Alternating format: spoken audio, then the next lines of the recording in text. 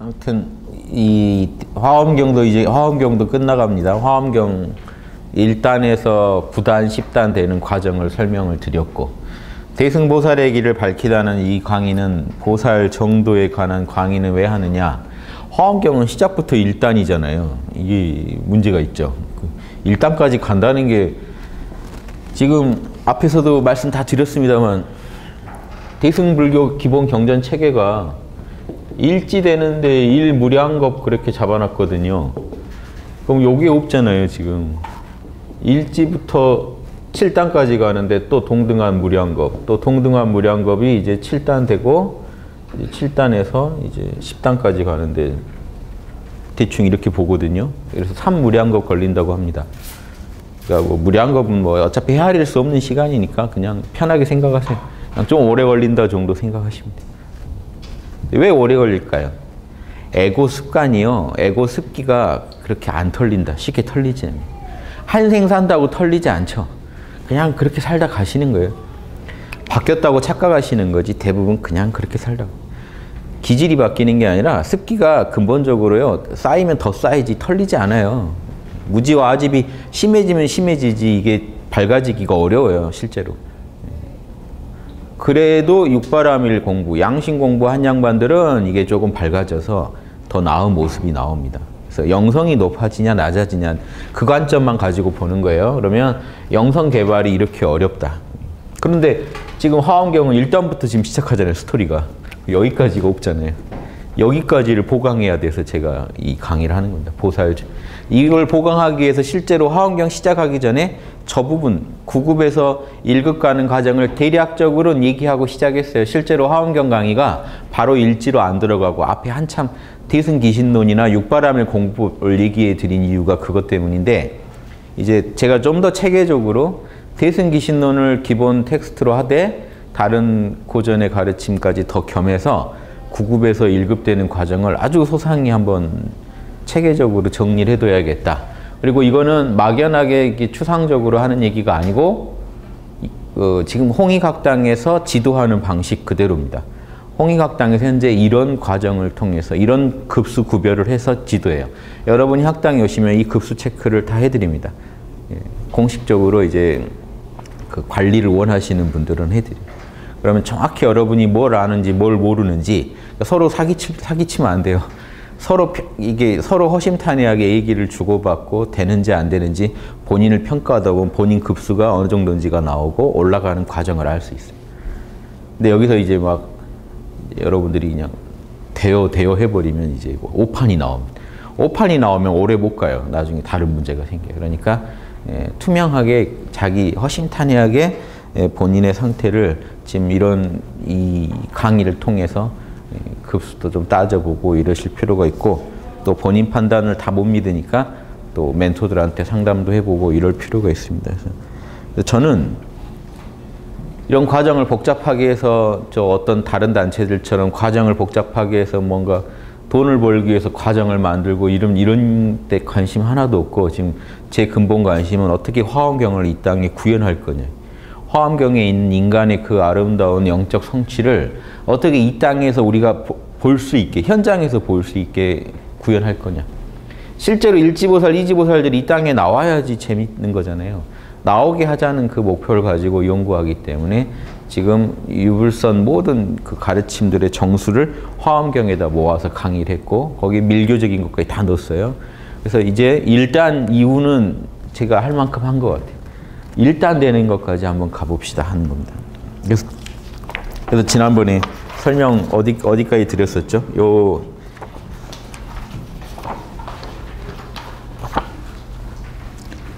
1페이지에서 요 아공법공 설명은 드렸었죠. 아공법공. 그리고 아공법공의 기초가 되는 보편법칙 설명 다 드렸었죠. 그럼 이쪽 한번 더 읽어볼까요? 체계적으로. 아공법공의 개념적 이해 가능. 자, 요 4단계로 공부. 여기 1단계 지금 하시려면요. 전제가 여기 밑에 있어요. 몰입 4단계에서 라고 하잖아요. 지난 시간에 설명드린 몰입 4단계는 기본으로 이루셔야 돼요. 그러니까 이 학당에 나오셔서 몰라 괜찮아 하시면서 참나와의 만남의 시간을 계속 가져보는 거죠. 먼저. 몰입이라는 건 지금 명상 선정을 말하는 겁니다. 그래서 몰입 4단계가 전제돼 있어요. 몰입 4단계를 즉 4단계면은 신바람 나는 상태 아닙니까? 그래서 뭐라고 그랬죠? 다시요. 신바람 나는 상태고 이때가 어려운 말로 정사마타라고 그랬어요. 신바람이 안 나는데 여러분 참선한다고 명상한다고 앉아 계시는 거는 정사마타는 아니에요. 희열이 없잖아요.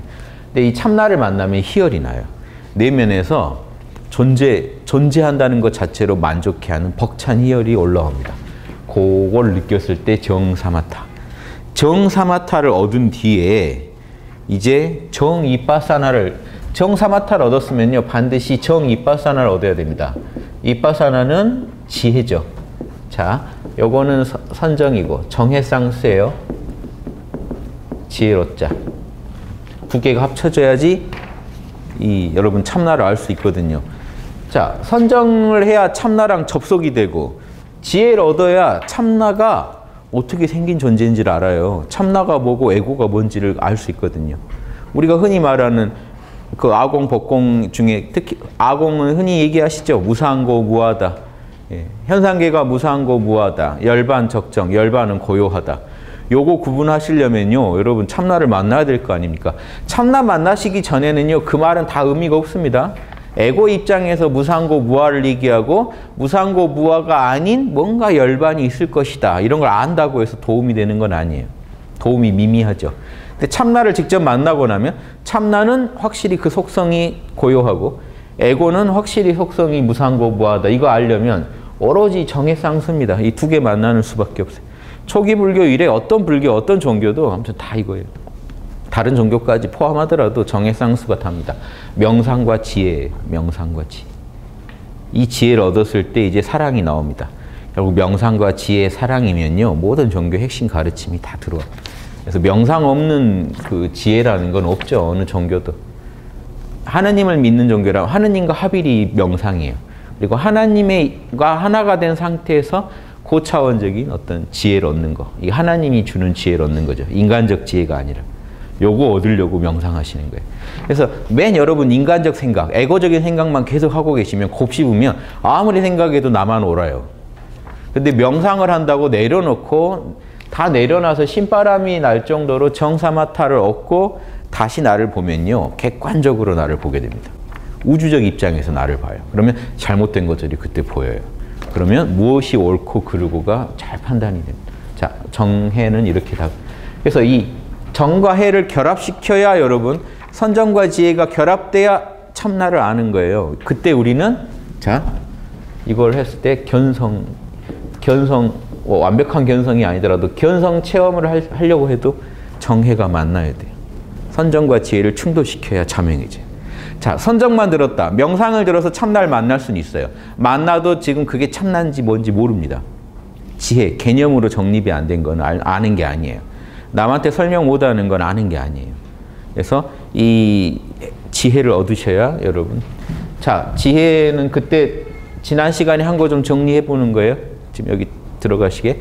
지혜는 두 개가 있었는데 기억하세요? 무분별지가 있고 분별지가 있어요. 자, 분별지는 개념화하는 겁니다. 개념으로 따지는 거. 무분별지는요. 이걸 직관이요. 이거는 이제 추론의 영역이죠. 자, 머리로 따져보는 거예요. 직관은요. 그냥 하는 거죠. 자, 그러니까 분별을 안 해도 돼요.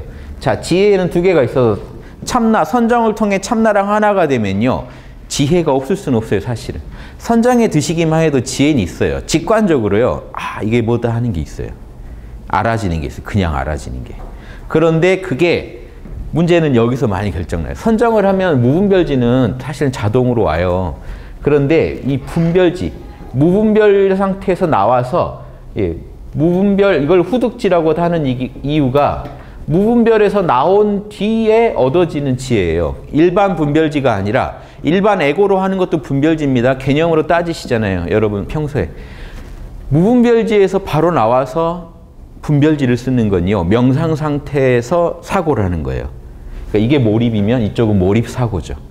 그래서 제 책에는 예전에 몰입책 낼 때 쉽게 몰입과 몰입사고면 누구나 그 도인될 수 있다. 올바른 삶을 살 수 있다. 이렇게 해놓은 겁니다. 몰입사고라는 게 몰입된 상태에서 사고를 하는 거잖아요. 무분별지를 체득하고 그 뒤에 자기가 뭘 얻었는지 개념화하는 거예요. 그 직관을 개념으로 말로 풀어보는 거죠. 이거 못 풀어내면 여러분 지혜가 아니에요. 이게 개념화되지 않은 건요 날아가 버려요. 그 체험 선정 상태에서만 알아지잖아요. 직관이 오잖아요. 선정 상태에서 나오고 나면 직관도 사라집니다. 남질 않아요. 그래서 그 명상 상태 들었을 때는 뿅 가고 뭔가 우주적인 그런 뭔가 영감이 있는데 명상에서 나오고 다시 현실로 돌아오면 사라져버려요. 그걸 연결해 주려면 개념화를 하고 나와야 돼요. 그럼 그 개념을 붙잡으면 다시 명상에도 들어갈 수 있고 그 직관도 다시 끌어다 쓸 수가 있어요. 이렇게 중요한데 이 개념을 지금 불교만 해도 개념 올바르게 잡으라는 것보다는 자꾸 생각을 내려놔라, 분별하지 마라, 선악은 없다 이렇게 가르치는 것들은요 대승보살법하고 전혀 안 맞는 것들. 그거는 아주 선정해서만 강조해야 할 과목이에요. 이 과목 공부할 때만 강조해야 돼요. 이 과목 공부할 때는 선도 악도 따지지 말라고 해야 돼요. 마음을 가라앉히는 게 목적이니까. 잘 될 생각도 하면 안 되고 부처될 생각도 하지 않아요. 살불살조가 그때 나와요. 부처되고 싶네, 조사되고 싶네 하는 생각도 하지 말아야 돼요. 그게 살불살조입니다. 별게 아니고. 살불살조 하니까 뭐 부처님 만나면 죽여야 되나 막 이러고 있는데 그 죽인다는 건 이거예요. 집착하지 말라는 거예요. 부처건 뭘건 간에 신경도 쓰지 말고 가만히 있어요. 그런데 지혜 쪽에서는 안 그래요. 지혜에서는 왜 선이고 왜 악인지 아주 0.00001mm 오차까지 잡아내야 돼요. 왜 이게 선이 되고 악이 되는지. 이 개념이 왜 올바른지, 왜 잘못되는지. 이 두 개가 결합돼야 돼요. 그리고 지혜 안에서도 무분별지와 분별지가 또 작용을 해요. 이거는 아는 작용들이고 이거는 고요함의 작용이에요. 서로 다르죠. 자, 이렇게 해서 지혜를 닦아가는데 몰입 4단계를 얻었으면 무분별지나 분별지의 어떤 기초가 아예 없다고 못합니다만 이렇게 닦아가 보시라. 자, 그런데 언제 그러면 정이빠사나를 얻는다고 할 수 있을까요? 정이빠사나. 정사마타는 신바람 나오면 돼요. 정이빠사나는 역시 신바람 나야 돼요. 자명할 때. 자명함이 신바람이에요. 그래서 정이빠사나는요. 무분별지, 직관에서도 자명하고 그 직관을 개념화했을 때도 자명해야 돼요. 그래서 석가모니 어떻게 하셨어요? 석가모니 참나 만나고 무분별지를 먼저 얻으셨겠죠. 그 다음에 개념으로 뭐라고 표현했어요? 제법 무아, 일체 개고, 재행 무상, 열반 적정, 사성제, 12연기, 팔정도 다 개념화했죠. 이해되시죠? 그러니까 그 진리가 이제 온전히 자기께 돼요. 그런 얘기할 때 석가모니 자명했겠죠. 자, 보세요. 일체계고 제법무와 열반적정할 때 여러분 그걸 체험이 없다면 그 얘기를 들을 때 정말 막연하죠. 고등학교 교과서도 한번 지나가고 어려서 언제 들었던 그 시절 그때 좋았었지 뭐 이런 망상의 망상으로 가고 그 힘이 없는데 저걸 정확히 체험한 사람이 저 말을 들으면 다 한마디 한마디에서 자명해져. 할 말이 없어. 진리지, 진리지, 진리. 그게 정이빠사나입니다. 정이빠사나는 그게 진리라는 걸 너무 자명하게 아는 그 지혜를 말해요. 근데 일반적으로는 바로 거기까지 못 가요. 그럼 연습을 해야죠. 그거 가는 일단 이 기본 4단계입니다. 그 기본 4단계를 제가 뭐라고 했어요? 뭘 아실 거냐? 지혜의 내용물은 뭐죠? 이 강의는 나중에 어떻게 뭐 정리할지도 모르겠네요. 한 강의 한 강의가 많은 걸 다루고 있어서. 근데 이런 거 지금 공부 안 하시고 도 막 닦으시잖아요. 그럼 지금 심각합니다. 그러면 정말 심각한 상태예요. 전 세계적으로 이걸 지금 체계적으로 이렇게 얘기해 줄 데가 없어요. 제일 유사하게 얘기하는 데가 티벳인데 티벳 건 너무 복잡해요. 쓸데없는 게 너무 많이 들어있어요. 쓸데없는 의식, 쓸데없는. 근데 왜 그러냐? 체험은 약한데요. 경전을 너무 많이 읽으셨어요. 그럼 경전에 있는 건 다 정리하려고 그래요. 그 양만 방대해지고 정리가 안 됩니다. 그중에 좀 밝은 분들이 나와서 한번 정리해 줘서 그나마 다행인데 그래도 제가 봐서 너무 복잡해요. 제가 하는 작업은요. 티벳 불교까지 포함해서 모든 대승불교가 어떻게 일지보살 되는지를 단권화하는 게 제 목표예요. 거기에 기존 다른 종교 것까지 다 포함해서 유교, 도교 이런 기본까지 다 기독교까지 포함해서 이렇게 해놔야지 인류가 하지 안 그러면 무답니다. 그 팔만대장경 언제 뒤지고 언제 할 거. 경전마다 또 주장이 다르고 다 다르거든요. 그걸 제가 종합해 놓는 거예요. 그 근거는 저는 대승기신론을 제일 뼈대에 세우고 화엄경하고 대승기신론을 뼈대에 세우고 말씀드리는 겁니다. 그래서 나중에 증거는 하나씩 제가 다 제시해 드릴게요. 자, 이렇게 해서 뭘 연구해요? 처음에 아공과 법공을요. 보사 되시려면 이거 하셔야 돼요. 근데 사실은요, 아공이고 법공이고 뭐고 간에 제일 중요한 건 육바람이래요. 이거 알기 위해서 이거 연구하시는 거예요. 그래서 결론이 육바람일로 안 나는 공부는 절대 대승보살도로 갈 수가 없습니다. 아공만 얻었다, 법공만 얻었다 다 부질없어요. 이 두 개 얻어봤자 이거 못하면 끝이에요. 이거 하려고 공부 시작했다. 이거 아는 게 제일 중요한데 이거를 너무나 명확히 알아야 일지보살로 들어갑니다. 그런데 제가 왜 미리부터 얘기하느냐. 일지가 제일 빨리 되는 법은 애초에 육바라밀을 갖고 계속 가는 거예요.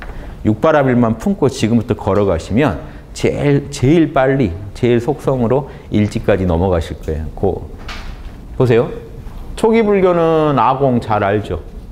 아공 전문가들이죠. 육바라밀 모르면 보살도 못합니다. 힌두교는 법공을 잘 알아요. 법공이 별겁니까? 마음법이 공에서 나왔다. 일체 마음법이 수냐타라 그럽니다. 인도에서. 그게 힌두교예요. 수냐타에서 나왔다는.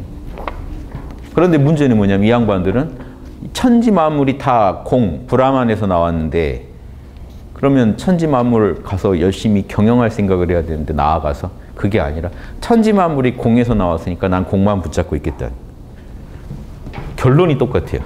둘 다 결론적으로는 육바람일 안 하겠다는 거예요. 양심 안 하겠다는 결론을 내요. 여기는 아공, 일체가 공하니 양심을 한다는 게 의미가 퇴색되죠. 하긴 해요. 살아서 죄 지을 수는 없으니까 하는데 힌두교나 초기불교 다 그래요. 죄 짓는 건 싫어요. 그러니까 죄 짓긴 싫어서 선을 하는데요. 열반에 드는 걸로 그게 제일 중요한 가치이기 때문에 열반에 드는 걸로 끝난다는 거예요. 둘 다 스토리가. 근데 대승은 이 두 가지 스토리를 앞에 제시하면서 이 결론을 내고 있다는 거예요. 그래서 제가 이거를 따로 구공이라고 하는 거예요. 사실은 법공인데 법공 아닌가요? 이거 자체도 마음법이 본래 공하다 안에 우주 만물을 육바라밀로 경영하라는 것도 다 들어있는데 그걸 따로 빼서 구공, 육바라밀을 갖춘 공이다. 이 공이 그냥 공이 아니라 마음법이 공에서 나오려면 공 안에 진리가 있으니까 마음법이 나오겠죠. 그럼 공 안에 있는 진리 중에 제일 중요한 게 그 공 안에 구공, 법을 다 갖추고 있다는 거 아닙니까? 애초에. 그러니까 법공이랑 같은 얘기인데 구공 그러면 그 중에 제일 중요한 진리 육바라밀을 얘기하고 싶습니다. 공 안에 육바라밀의 진리가 들어있다. 마음법이 들어있는데 마음법을 경영하는 최고의 법 중의 법인 육바라밀을 갖고 있다는 거예요. 여기까지 알아내시면 일지인데 보세요. 이 단계예요. 공부를 이렇게 해서 일지까지 가는데 육바라밀 분석은 학당에 오시면 시작부터 강조드린 이유가 아공법공은 몰라도 최소한 이건 아셔야 돼요. 이게 결국 일지 들어가는 관건이에요. 그러니까 다른 종교는 아공법공 없죠. 유교 가면은 그냥 양심 잘하면 일단 되거든요. 양심 닦다가 아공법공 아는 거예요. 양심을 하다가 이게 욕심의 세계란 게 이렇구나. 그 양심의 세계는 불변인데 욕심의 세계는 무상하구나. 이거 다 알게 돼 있어요. 실제로. 실제 중용은요. 2300년 된 저작으로 이미 판명 났습니다. 고본이 발견됐기 때문에 실제 공자, 선자, 자사가 썼다고 인정받는 본이에요. 후대본이 아니에요. 그런데 그 중용에서 뭐라고 시작하죠? 희노애락이 없는 세계는 천하지 대본이요. 천하의 뿌리요. 이렇게 시작해요. 희노애락이 없는 내 마음이 우주의 뿌리래요. 법공이에요. 이게 다 나온다고요. 그런데 유교에서 법공을 따로 가르치지 않거든요. 오로지 이니에지 잘하라는 것만 가르치지. 이해되세요? 육바라밀 잘하다 보면요. 아공이라는 거는 자아에 대해서 자아의 진리예요. 자아를 이해하게 되고요. 법공은요. 다른 존재들을 이해하게 돼요. 육바라밀 하는 중에 다 알게 돼 있어요. 육바라밀이 최고의 진리이기 때문에 유교 같으면 인의의지신이 최고의 진리이기 때문에 인의의지신을 품고 살다 보면요. 왜 내가 인의의지를 하는데 우주가 건강해지고 천지가 제자를 찾고 만물이 잘 살아요. 우주 돌아가는 원리가 인의의지이기 때문에 그렇잖아요. 그리고 내 안에 답이 있고 내 안의 원리가 우주의 원리라는 걸 알게 되죠. 그러면서 아공, 법공을 다 이해하게 돼요. 그거를 좀 더 빨리 이해하시라고 도와드리려고 저희가 정확하게 구분해서 이렇게 말씀을 드리는 거예요. 사실은 육바라밀 하나 안에 다 들어있는 것들. 육바라밀이 깊어지는 과정에서 하나씩 알게 돼 있어요. 그거를 불교는요. 불교가 좋은 게 아주 소상하게 찢어놨어요. 그럼 불교의 장점을 활용해서 유교는 그냥 핵심만 가르쳐주고 하면서 알게 돼 이렇게 하면 불교는 단계별로 잘 찢어놨단 말이에요. 대승경전에서. 그럼 그 성과도 활용하는 게 좋잖아요. 교육에. 그래서 그 성과를 제가 활용하느라고 아공, 복공 이런 용어를 쓰는 겁니다. 실제로 제일 중요한 건 육바라밀이에요. 육바라밀 못하면 그냥 꽝이에요. 이거 어떻게든 소승밖에 안 돼요. 이 두 가지를 다 알아도 소승밖에 안 돼요. 그래서 이런 건 아시고 아공, 복공을 얘기하시자. 아공은 지난 시간에 말씀드렸죠. 옆에 보세요. 이런 것들을 아시겠어요? 에고는 생각, 감정, 오감으로 작용한다. 생각은 무상하다. 감정은 무상하다. 생각은 만족이 없더라. 일체 계고를 말합니다. 재행무상했고 그 다음 4번 뭐죠? 재본무아. 생각, 감정, 오감이라고 하는 그 마음법들은 불변하는 독자적 실체가 없더라. 자, 이제 열반 적정의 영역으로 와서 참나는 무상하지 않더라. 참나는 괴롭지 않더라. 참나는 순수한 나이더라. 요거 다 알아내시는 게 여러분 그 아공에 대해서 이해하시는. 그럼 열반 적정과 재행무상 일체계고 재본무아를 자명하게 알게 돼요. 자명하게 알면 정이 입바산합니다. 자명하게 알면 끝나요. 다시는 의심할 수 없을 정도로 자명하게 알고, 자, 지금 기분은 그럴 수도 있는데 사는 중에 늘 그거를 삶의 기본 원칙으로 삼고 사실 정도 되면 정이빠사나를 얻으신 거예요. 그 정도로 자명하게. 다시는 내가 이걸 부정 못하겠구나 정도 아셔야 돼요. 자, 그러면 근데 이게 지금 아공의 기초가 된다고 하는 건 아공의 법칙은요. 옆에 보시면 있죠. 왼쪽에 참나는 상라가정하나 에고는 무상, 에고의 작용은 무상고 무하더라 하는 이걸 크게 깨치는 게 아공이라면요. 옆에 제가 아까 설명드린 것들은 아공을 쪼개서 하나씩 더 접근하기 쉽게 쪼개서 먹자는 거예요. 그러니까 이 제목이 아공의 기초가 되는 보편법칙들. 자, 이해되시죠? 자, 우리가 알아야 할 건 아공과 법공입니다. 일단 알아야 될 건. 법공은 뭐였죠? 마음법은 즉 생각, 감정, 오감은 참나의 작용이더라. 이거 알아내는 거였어요. 자, 이해되시죠? 자, 여기까지 하시면 이 얘기하려고 지금 한참 갔다 왔습니다. 아공, 법공. 자, 몰입 4단계는 지금 들었어요.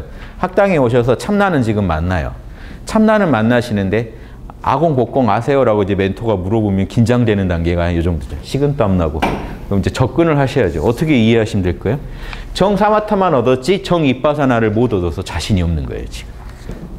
자신이 없는 상태입니다. 자, 방법이 있어요. 다 공부 그렇게 했어요. 자, 이제 들어갑니다. 안 가르쳐주고 뭐라고 하면은 거기 학교가 잘못된 거죠.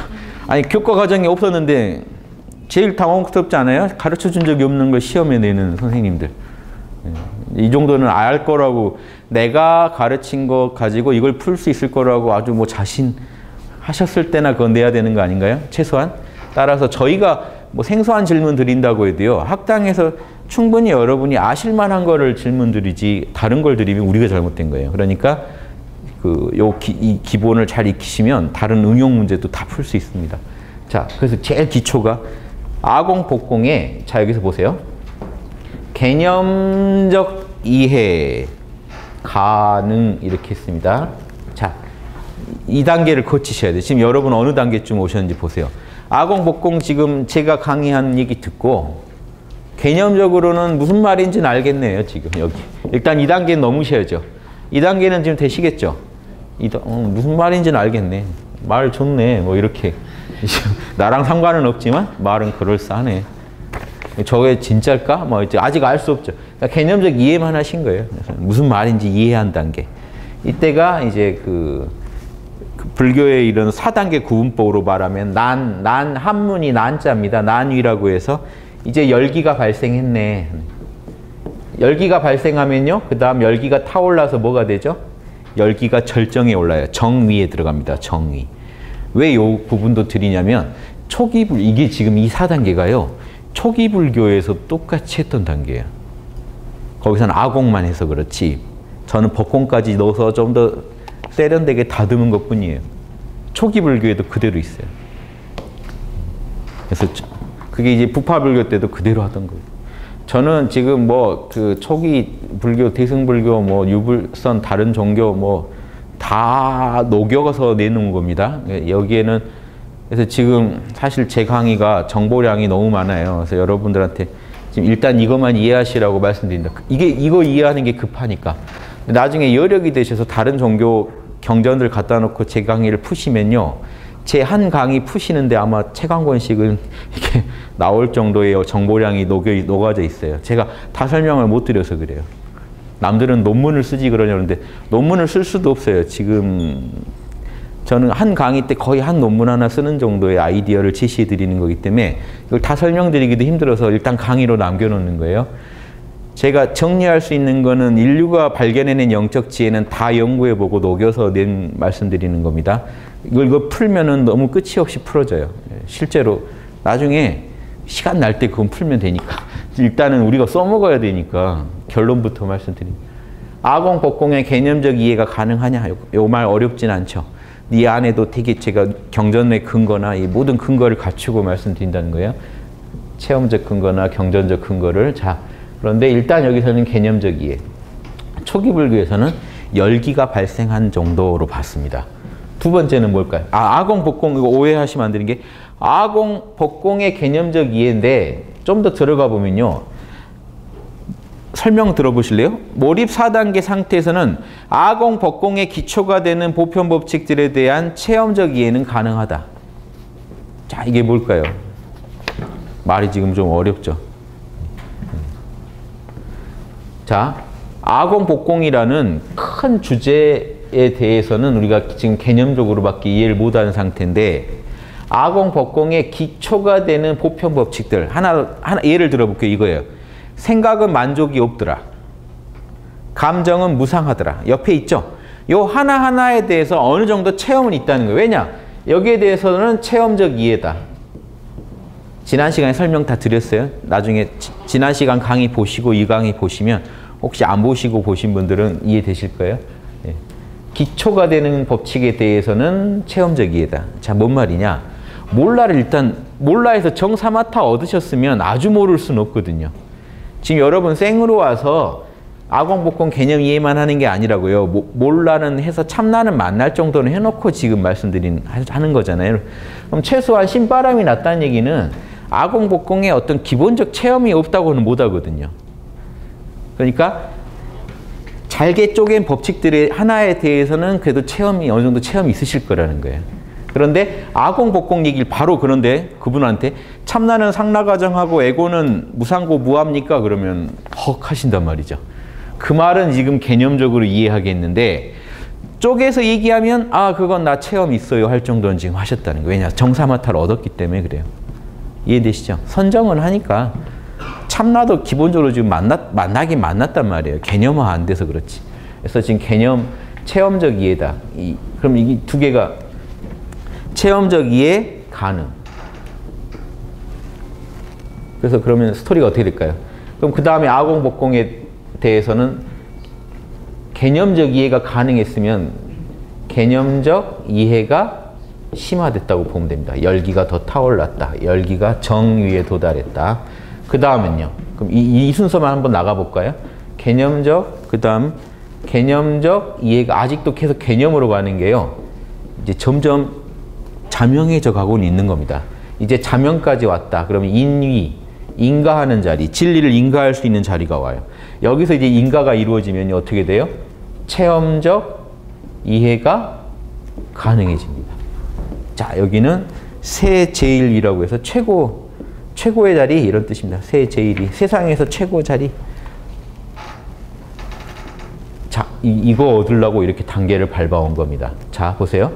아공복공에 대해서 지금 여러분 상라가정, 에고는 무상고 무아, 요런 에고는 독자적 실체가 없다.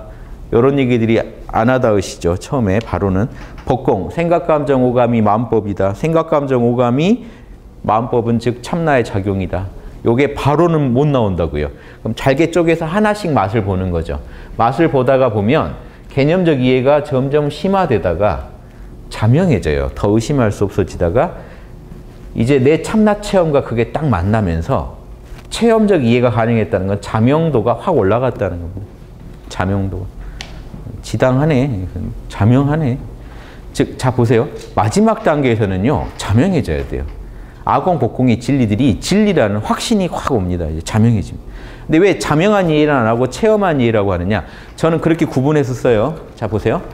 개념적 이해와 체험적 이해 하나 더 하면 마지막에 자명한 이해라는 걸 들 거예요. 이건 뭔 차이냐? 체험과 개념이 일치했다는 거예요. 체험적 이해라는 건요. 개념이 아직 체험보다는 앞선다. 즉 아공, 법공에 대해서 자명하다는 걸 알 정도 되지만 일상에서는 잊어버리고 사는 단계예요. 이해되시죠? 확인은 확실히 했어요. 강렬해요. 그 이해가. 그런데 일상에서는 내 삶의 원칙까지는 아직 못 된 거예요. 명상에서 나오면 또 이게 사라져가는 거예요. 이 이해가 약해지는 거예요. 그러다가 이제 그 개념과 체험이 하나가 되면요. 진짜 늘 그런 줄 알고 사는 거죠. 일체가 참나의 작용이고 생각감, 정오감이 참나의 작용이고 에고는 무상고 무하고 참나는 상나가정하다는 걸요. 언제든 안 잊어버릴 정도가 되면 자명한 이해라고 불러드릴 겁니다. 이해되시죠? 지금 그래서 체험적 이해 가능까지만 와도 대단하다. 체험적 이해가 깊어지다가 이제 자명한 이해가 되는 겁니다. 이제 이거 이해하시면 되겠습니다. 자명한 이해가 이제 확실히 이제 안착되면 1급 보살 되는 겁니다. 자명한 이해가 확실히 안착되면 아공, 법공에 대해서. 그럼 뭔 얘기일까요? 아공, 법공이 완전히 생활화 돼버렸다는 거예요. 그냥 상식이 돼버렸다는 거예요. 그 사람의 상식. 여러분 이미 많은 걸 상식으로 알고 살고 계시죠? 너무 지당하게. 아무리 경황이 없어도 그건 어기면 안 된다 하는 게 있으시죠? 자, 그건 못 잊어버리시죠. 여기 불났다고 여기서 바로 못 뛰어내리시죠? 떨어지면 죽는다는 거 아니까. 그 정도로 삶에 위급한 상황이 왔는데 아공, 복공을 바로 잊어버리고 살진 못한다. 의식할 수밖에 없는. 그 정도까지 가시면 자명한 이해. 그 전에 맛은 봤다가 체험적 이해. 이해는 내가 한다. 참나 체험도 내가 해봤고 개념은 이해한다. 그런데 아직 뭔 말인지가 확 이게 내 안에서 자명해지진 않는다는 게. 자명 감각이 생기려면 체험까지는 와야 됩니다. 그 다음에 자명이 점점 커져서 내 삶에 안착이 완전히 되면 자명하니 이렇게 3단계로 부를 거예요. 여기는 지금 아직 그 믿음의 단계고 기초가 되는, 그럼 이걸 좀 더 구체적으로 설명해 주세요. 기초가 되는 보편 법칙에 대해서 체험적 이해가 가능했죠. 그럼 이건 뭘까요? 기초가 되는 보편 법칙에 대해서 체험적 이해가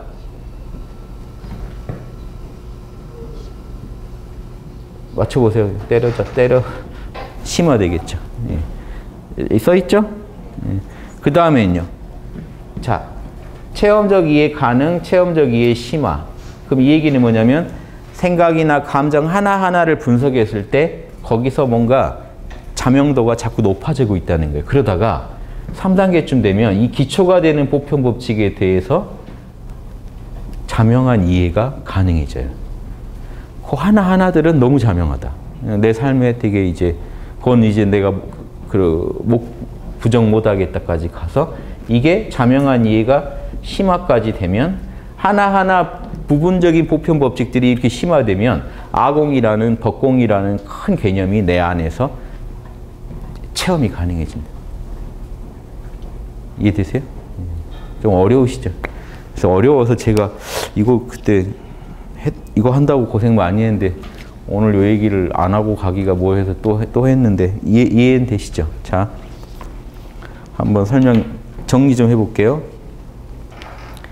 몰입 4단계에 도달하여 애쓰지 않아도 몰입이 유지되며 희열이 일어날 때 정사마타가 이루어진다. 즉 애쓰지 않아도 늘 된다는 건 아니고요. 일단 그 신바람이 한번 나면요. 그 상태에선 인위적인 노력을 안 해도 그 깨어있음이 흐르죠. 흐르다가 끊기겠죠. 실력 따라 빨리 끊기는 사람도 있고 늦게 끊기는 사람도 있겠지만 일단 그 노력하지 않아도 깨어있음이 흐르는 그 상태. 몰입 4단계 상태에 도달할 때 우리가 정사마타를 얻었다고 한다. 그리고 정사마타의 바탕을 두고 아공, 법공에 대한 체험적 이해가 이루어지게 된다. 이 공의 이해, 이 두 가지 공의 이해만으로도 몰입 4단계가 이루어져 희열이 날 때, 자, 선정에 들어서 희열이 나면 정사마타. 그런데 이제 그게 아니라 몰입된 상태에서 연구를 해가지고 아공, 법공에 대해서 되게 자명해졌어요. 그러면요, 나중에는 아공, 법공 그 개념만 생각해도 희열이 납니다. 자명해집니다. 말이 너무 자명하니까. 여러분, 삼삼은 구에 또 할 말이 없어지잖아요. 너무 할 말이 없듯이 아공복공에 대해서 할 말이 없어질 정도로 자명해지면 희열이 올라온다. 자, 그거를 정사마타라고 한다. 정이빠사나라고 한다. 자, 이렇게 해서 지관쌍운, 정해쌍수, 사마타랑 이빠사나가 올바른 상태에서 함께 가는 겁니다. 그래서 이때는요, 선정바라밀과 반야바라밀을 얻었다고 할 수 있어요. 선정에 들면 고요하면 개념이 강화되고, 자, 마음만 고요하게 하면 무분별지 직관이 일어나면서 개념이 더 강화되고, 개념만 떠올려도 다시 직관이 일어나고 고요해져야 돼요. 이게 왔다 갔다 해서, 그래서 쌍수입니다. 쌍으로 닦여간다. 이 정도 되면 이제 지관 쌍운을 통해 아공복공을 체험적으로 이해할 수가 있게 된다. 그리고 이제 참나의 체험적으로 이해하고 참나에 안주할 때 견성의 체험 8급에서 7급이 이루어진다. 자, 여기까지 오면 급수가 몇이라고요? 8급에서 7급. 일단 여기까지만 생각해 보죠. 어떠세요? 여기까지. 그래서 아공, 복공 전체가 자명해지는 데까지는 아직 1급까지 가야 되고요. 요 정도만 되면요. 지금 이 과정이 뭔지 아세요? 초기불교에서 사선근이라고 하는 거예요. 난이, 정이, 인이, 세제일이 해서 뭐가 되냐면 수다원가를 얻어요. 아라한이 되는 게 아니고 처음으로 초기불교식으로 말하면 처음으로 열반에 대해서 체험적 이해가 가능해진 단계가 수다원가입니다. 결국 8급, 7급 단계가 수다원과의 그 단계랑 통하는 게 있죠. 참나나 열반에 대한 직접적 체험과 그리고 그 정확한 이해가 성립된 상태. 그래서 석가모니 제자가, 근데 이게 오래 안 걸렸어요. 석가모니 처음 가르칠 때 제자들 5명 앉혀놓고 계속 설법만 하니까 따로 참선했다는 기록도 없다고요. 그러니까 석가모니 말을 몰입해서 듣다가 몰입이 잘 되니까 신바람이 났겠죠. 그때 석가모니 몰입이 되니까 직관이 일어나는데 석가모니가 자명한 얘기만 계속하니까 듣다가 너무 지당하다 하고 승복할 때가 와요. 그러니까 그 꼰단야란 제자가 알겠다 하니까 석가모니가 신나서 꼰단야가 법안을 얻었다. 진리를 보는 눈을 얻었다 하면서 엄청 기뻐했어요. 처음 이제 제자가 성취를 본 거죠. 그러면서 이 수다원가를 얻었다고 합니다. 경전에. 어떤 경전은 그게 바로 아라한이라고 하는 경전도 있는데 두 종류가 있는데 수다원가로 보는 게 맞는 게 초전 법문 때 수다원가로 얻고 그 다음 무아상경이라는 일체가 무하다, 무상고, 무하다는 걸 강조할 때 처음에는 사성제를 강조했고요. 무상고, 무하를 강조할 때 다들 아라한을 얻었다는 기록이 있기 때문에 처음에 얻은 건 수다원으로 보는 게 맞습니다. 이해가 되죠?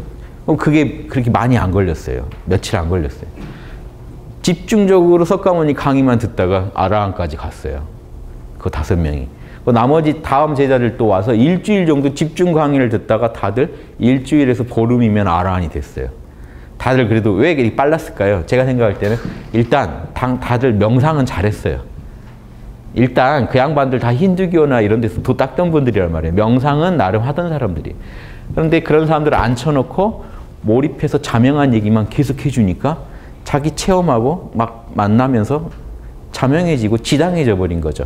그리고 더 쉬웠던 게 법공까지 안 가고 아공만 계속 얘기하니까 무상고 무아, 무상고 무아, 열반과 무상고 무아만 구분하면 되니까 빨랐어요. 지적으로 판단할 게 양이 많진 않아요. 대승보살도를 지도한 건 아니니까.